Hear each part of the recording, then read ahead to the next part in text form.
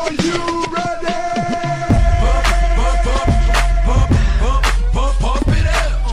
teman pemilih, kita jumpa lagi di podcast Ngode Ngobrol Demokrasi bersama Mas siapa ini? Monggo diperkenalkan.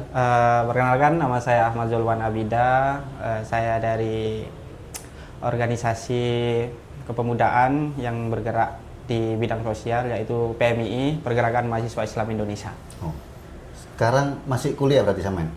Kebetulan sudah lulus, Mas. Oh, berarti bukan mahasiswa lagi ya? Iya. Berarti masih pengurus di PMII? Masih pengurus di PMII. Sebagai apa di sana?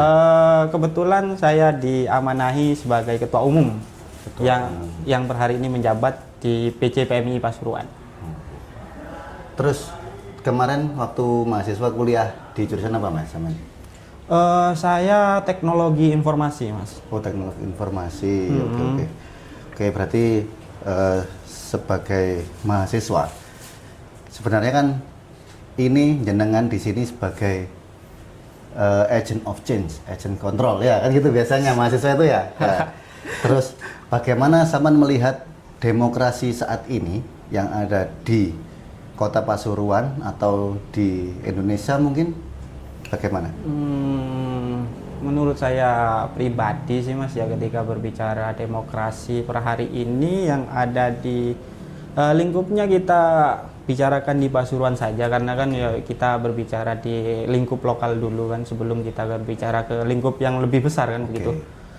Lingkup di Pasuruan sendiri itu secara prosedural sih lumayan bagus sih Mas, ketika berbicara demokrasi, ketika berbicara pemilihan dan sebagainya itu sudah sesuai prosedural. Akan tetapi ketika berbicara esensi, ketika berbicara demokrasi, perlu dipahami bahwasanya demokrasi itu tidak hanya memilih presiden ataupun wakil presiden dan juga pemerintahan daerah, akan tetapi kita menanamkan saham untuk kedepannya kan begitu.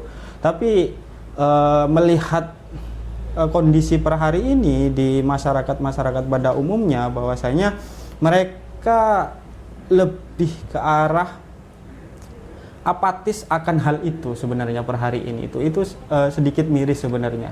Yang apatis ini kan masyarakat secara luas atau di mahasiswanya sendiri gimana? Mungkin bisa dibedakan bagaimana pandangan mahasiswa sendiri yang mungkin bisa dibilang apatis atau masyarakatnya sendiri yang apatis gitu. Kalau saya sih lebih ke secara menyeluruh sih Mas ya, lebih ke arah masyarakatnya sih. Ketika berbicara pemahaman pemilu dan sebagainya, ya berbicara masa depan, ya mereka tergolong seperti melihat FYP di TikTok kan begitu, yang lebih terkenal yang mereka pilih, bukan berbicara tentang gagasan per hari ini. Menurut saya sih seperti itu. Banyak yang saya pernah terjun lapangan berbicara tentang mereka berbicara pemilihan presiden waktu itu, bagaimana mereka mengenal dan sebagainya. Terus apakah mereka pernah lihat debat kandidat dan sebagainya? Rata-rata mereka tidak melihat debat kandidat, Mas. Berarti debat kandidatnya ini secara nggak langsung bagi masyarakat nggak penting gitu ya? Bagi masyarakat kemungkinan sih seperti itu. Sehingga nggak dilihat juga kan gitu. Terus kemungkinan. Kalau Saman sebagai mahasiswa melihat fenomena seperti itu, gimana kira-kira apa yang menyebabkan masyarakat ini lebih apatis atau nggak peduli terhadap, padahal debat kandidat ini kan salah satu tahapan penting dalam penyampaian gagasan, dalam penyampaian pendapat paslon gitu kan, visi misi.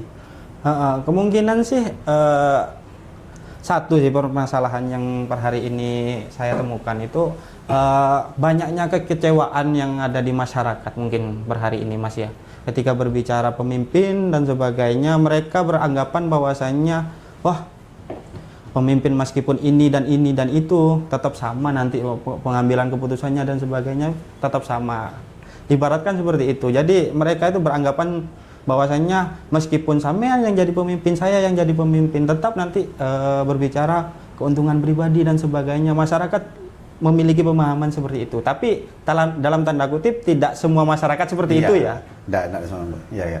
Terus sampean sebagai mahasiswa ini, bagaimana zaman memberikan, memposisikan diri atau memberikan apa ya, kira-kira pendidikan politik atau apa yang sudah zaman lakukan menanggapi hal tersebut?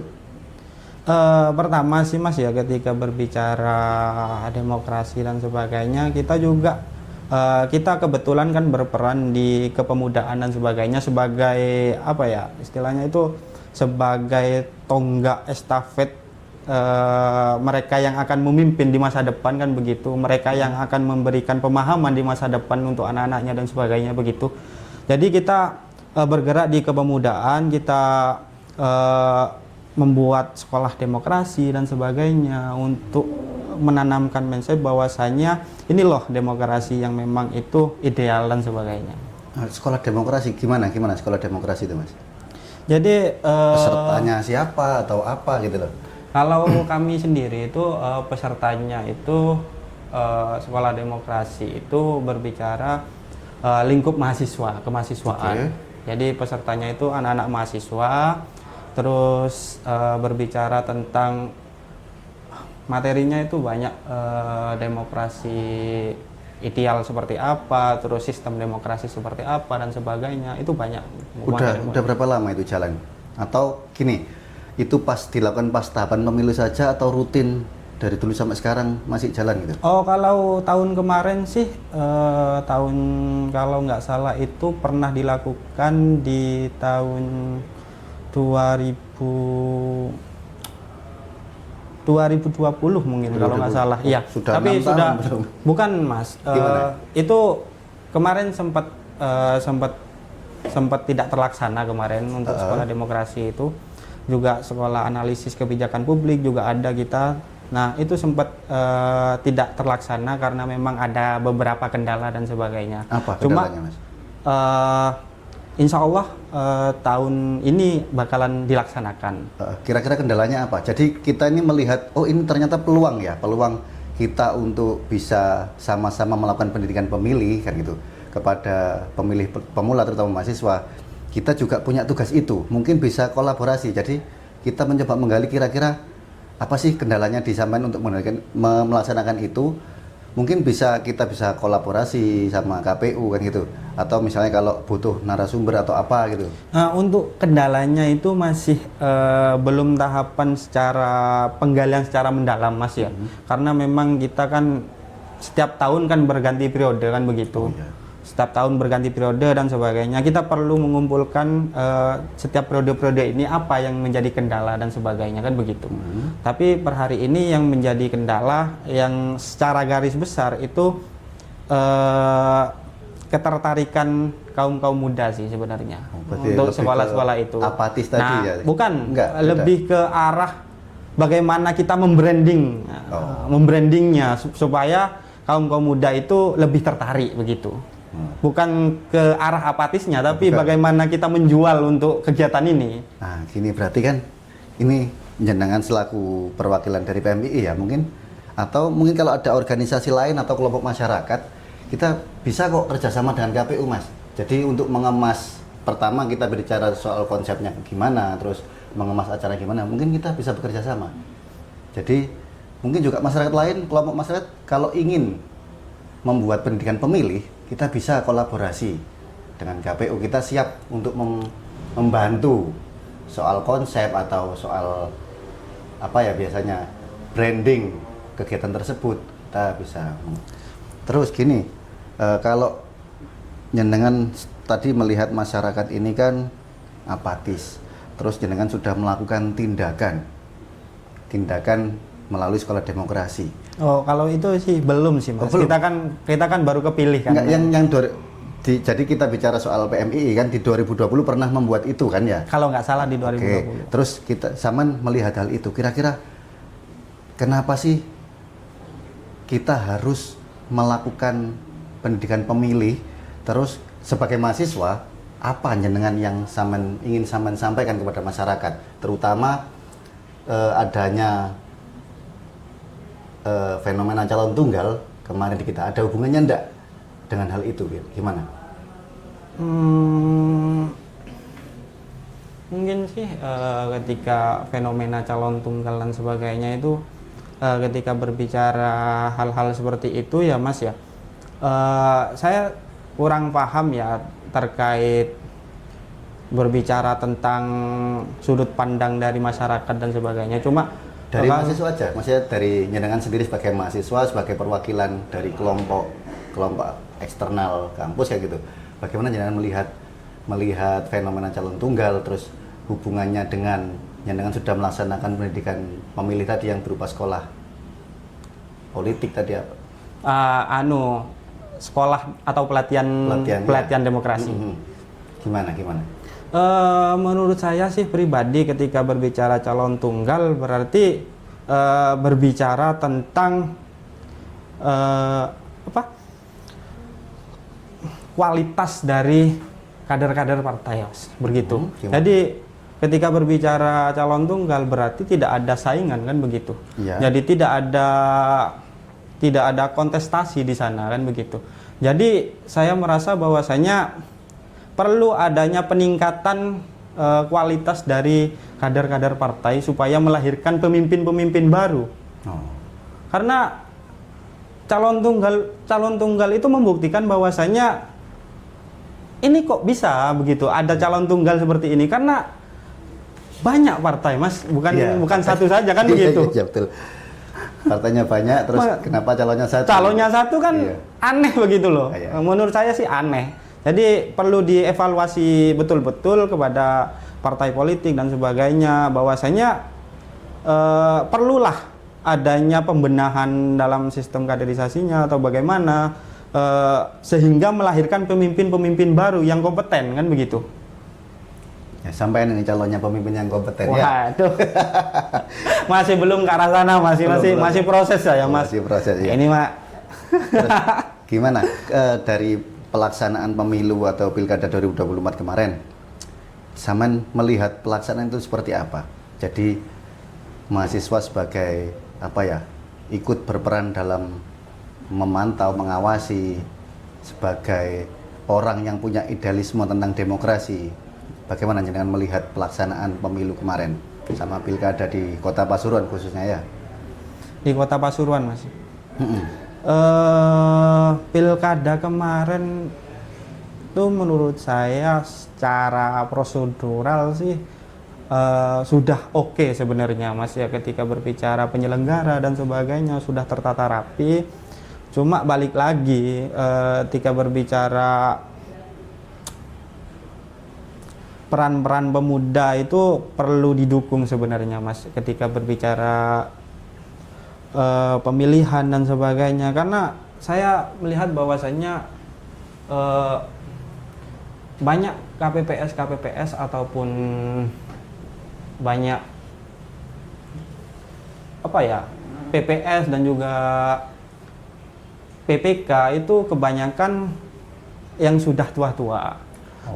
Jadi perbandingannya itu kisaran 40-60-an lah. 40%-nya pemuda gitu kan. 60 butuh lah butuh regenerasi begitu, supaya pemuda-pemuda ini memiliki ruang untuk ikut andil dalam kontestasi ini. Bagaimana gini kok menarik ini ya. Jadi Saman tadi di awal mengatakan kalau pemuda ini atau masyarakat secara umum, tapi dalam khususnya ini pemuda ini apatis. Kemudian kan mungkin bisa berbanding lurus ketika pelaksananya badan ad hoc ini orang-orang yang lebih tua gitu kan. Ya wajar dong kalau mereka apatis, kemudian yang ikut banyak orang tuanya kan gitu. Kok Saman mengkritisi ini, malahan harusnya kalau mereka ingin memperbaiki pemilu, ya berarti kan mereka tidak usah apatis, tapi mereka lebih semangat ketika ikut berperan aktif dalam proses demokrasi di Kota Pasuruan. Nah itu kan makanya kan kita perlu penyadaran secara penyeluruhan untuk kaum muda kan begitu. Nah itu kan begitu kan Mas ya? Iya betul. Betul kan? Kita bersama. Kita bersama itu sebenarnya begitu. Kira-kira apa sih, bagaimana sih cara penyadaran yang efektif? Sebenarnya ini kan juga proses podcast ini kan juga proses memberi kesadaran. Kita memberi perwakilan dari mahasiswa. Ini loh ada perwakilan dari mahasiswa yang peduli terhadap demokrasi kan gitu. Nah, kira-kira tindak lanjutnya jenengan yang bersentuhan langsung dengan mahasiswa, langkah apa sih yang kira-kira mereka itu agar tidak apatis, gitu, Mas? Kalau kita kan hanya menarik perwakilan dari jenengan, terus jenengan menyampaikan kepada masyarakat. Nah, apa sih yang kurang dari kita sebagai penyelenggara, jenengan sebagai perwakilan mahasiswa, mana yang miss kok sehingga mereka tetap apatis gitu, Mas? Mungkin Mas ya, dalam sudut pandang saya pribadi ya Mas ya, ini karena saya tidak bisa menjustis sudut pandang yang lain. Iya kan, jenengan pribadi kan sebagai begitu. perwakilan dari organisasi PMII tentunya. Menurut gitu. saya pribadi ya, miss dalam suatu kegiatan kami itu branding tuh kegiatannya sebenarnya dari kami sendiri. Bagaimana kita menjual kepada pemuda-pemuda ini bahwasanya sekolah ini penting dan sebagainya, demokrasi ini penting dan sebagainya. Itu yang kurang menurut kita pribadi. Jadi kita mengevaluasi itu untuk tahun ke depan. Oh, berarti kita gagal, brandingnya gagal. Iya, terkait brandingnya. pentingnya demokrasi gitu. Lah, branding apa yang menarik? Kira-kira yang semen punya ide apa ini? Mungkin kita bisa nanti kita kerjakan bareng dengan mahasiswa, dengan penyelenggara. Kalau yang dulu-dulu anggapannya nggak menarik, sehingga gagal menarik mahasiswa ini untuk berpartisipasi aktif. Partisipasi kan nggak hanya sekedar datang mencoblos, kan banyak konsep luas, Mas. Gimana kalau menurut jenengan? Kalau saya pribadi sih konsepan untuk sekolah demokrasi atau pelatihan demokrasi ini kan selama ini kan pelatihan itu terkesan kaku dan berbicara tentang formal dan sebagainya kan begitu kan kemarin. Kalau berbicara melihat kegiatan-kegiatan kemarin. Nah, ini mau dirubah secara nuansa dan juga dirubah secara tempat dan keformalannya. Kita rubah supaya kaum-kaum muda ini lebih tertarik. Contoh misal kita buat pelatihan semi-semi camping dan sebagainya kan begitu, biar kaum-kaum muda ini lebih tertarik kan begitu. Kaum-kaum muda kan sekarang itu sukanya kan selfie kan begitu Mas, diupload di IG sosial kan sweet. IG media sosial dan sebagainya. Camping demokrasi gitu Mas ya.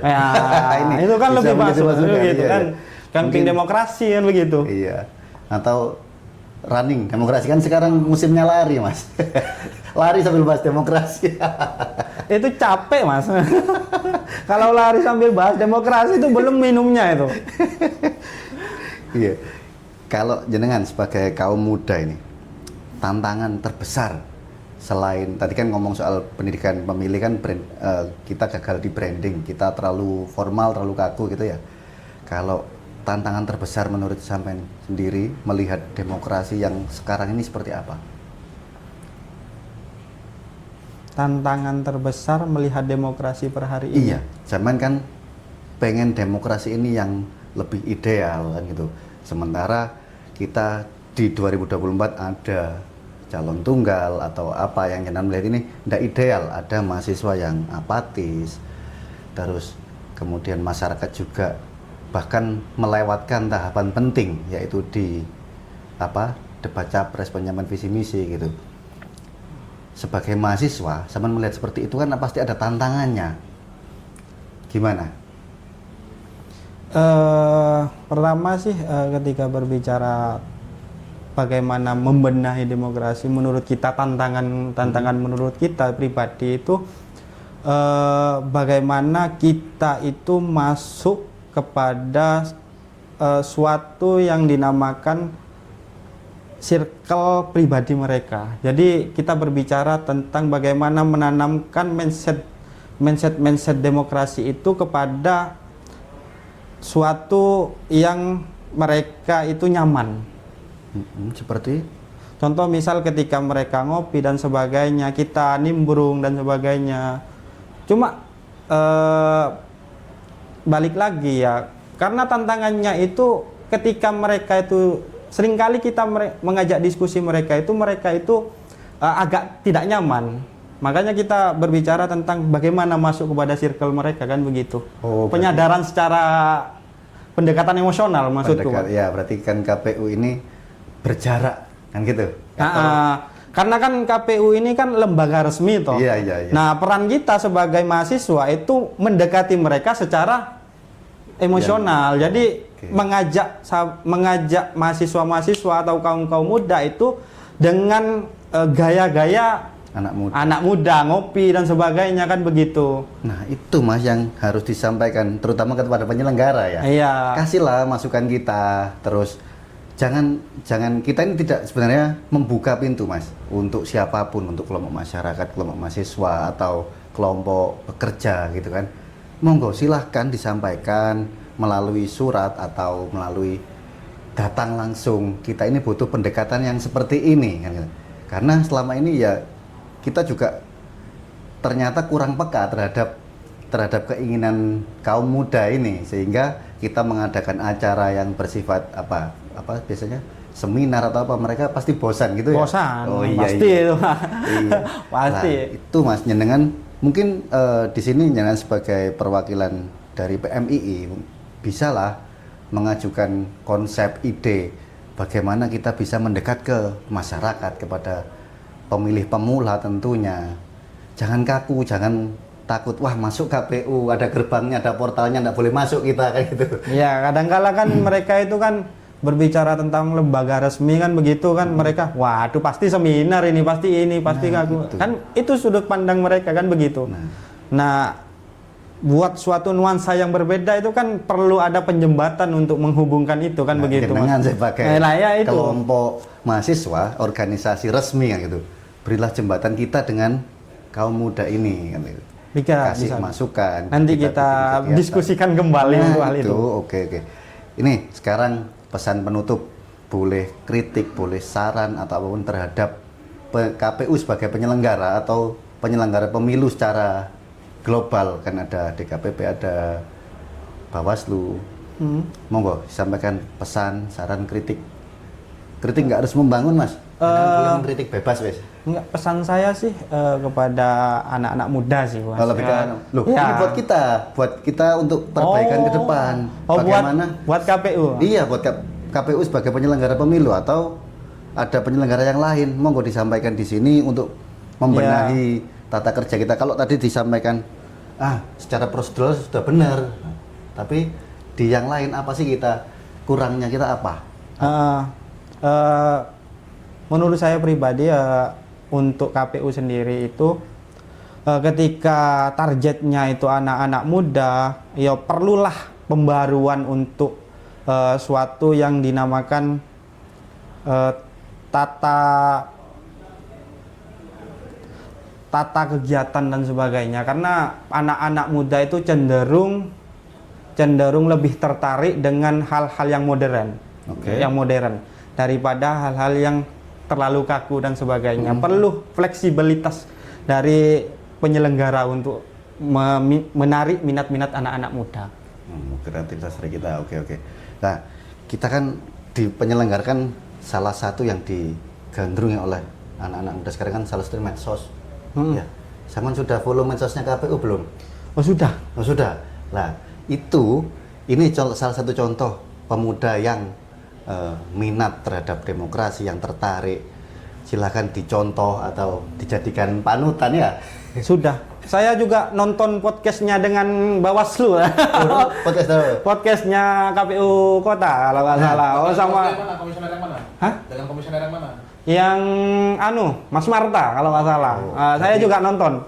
Nah, oke, tadi masukannya kita harus lebih mendekat ke masyarakat, tidak terlalu kaku. Kalau jenengan masukan terhadap podcast kita, karena sudah melihat podcast, sudah punya medsos, yang melihat medsos kita, bagaimana masukannya, Mas? Masukannya kurang minuman sih, Mas. Ini lupa. Kayaknya nggak ada minuman sama sekali ini. Langsung muncul. Muncul ya. Ya, siap. Silakan kita bercanda tadi, Mas ya. Iya. Jadi biar tidak terlalu kaku. Iya, oke. Berarti masukannya selain itu, bagaimana jenengan melihat apakah kita sudah cukup bagus atau masih terlalu kaku atau gimana? menurut saya pribadi ini suatu terobosan baru sih Mas.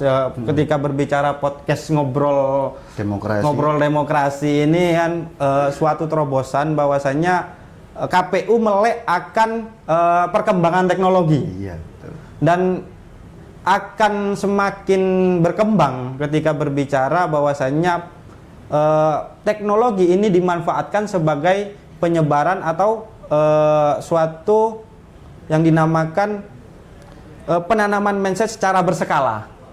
Oke. Jadi anak-anak muda akan tertarik ketika berbicara media sosial dan sebagainya. Tapi perlu diingat bahwasanya media sosial itu bisa menarik apabila itu seringkali terhubung dengan apa yang dirasakan oleh anak-anak muda. Oh. Nah, itu yang perlu dievaluasi bahwasanya anak-anak muda akan tertarik ketika berbicara tentang apa yang mereka perlukan. Nah, itu yang perlu di branding kembali untuk media sosial KPU dan sebagainya kan begitu. Oke, siap.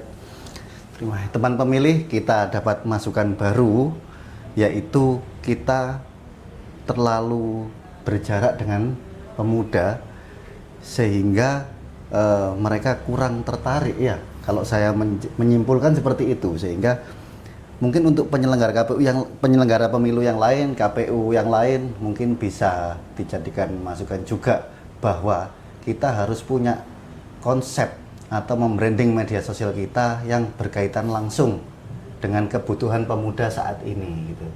Oke, terima kasih masukannya. Semoga ini menjadi langkah awal bagi kita untuk punya branding yang baru, yang lebih dekat dengan masyarakat, lebih dekat dengan pemuda. Terima kasih.